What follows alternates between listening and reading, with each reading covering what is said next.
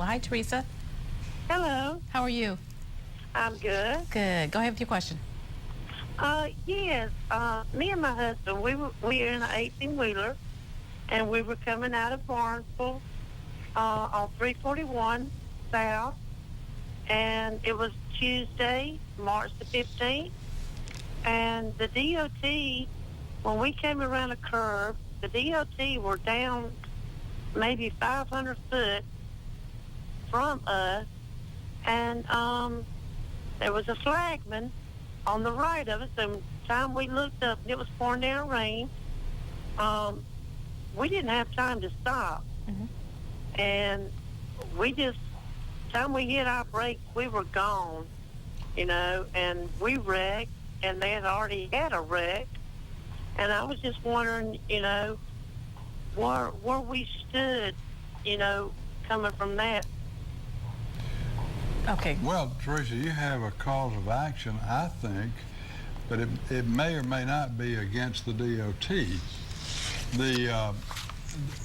A lot of times the people who are contracted with to set out those warning barriers, the barrels, and the advance warning to some work going on the highway are independent contractors.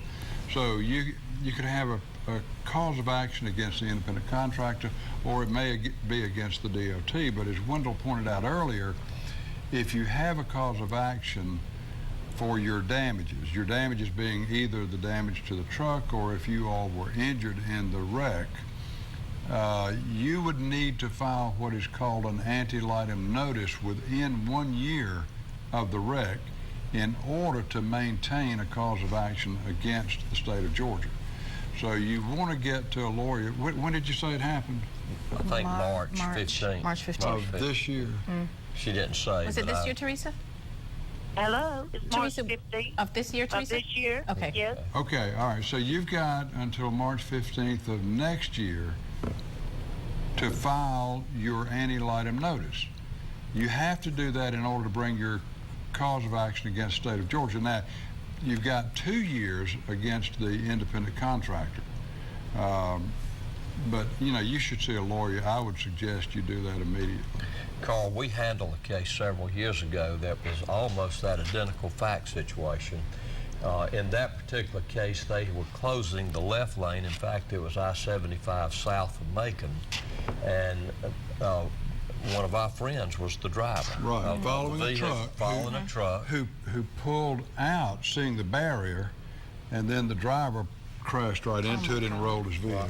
And they had set up a barrier right over a hill. I mean, just over the crest of a hill, similar to what the listener just described.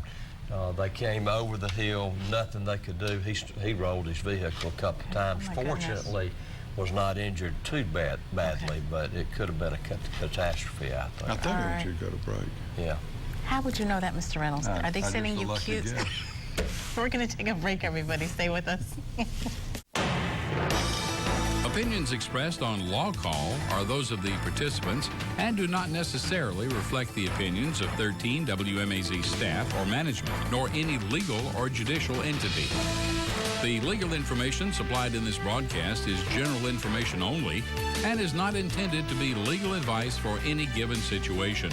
Do not rely on broadcast information without consulting an attorney. Contingent attorney's fees refers only to those fees charged by the attorneys for legal services. Such fees are not permitted in all types of cases. Court costs and other additional expenses of legal action usually must be paid by the client.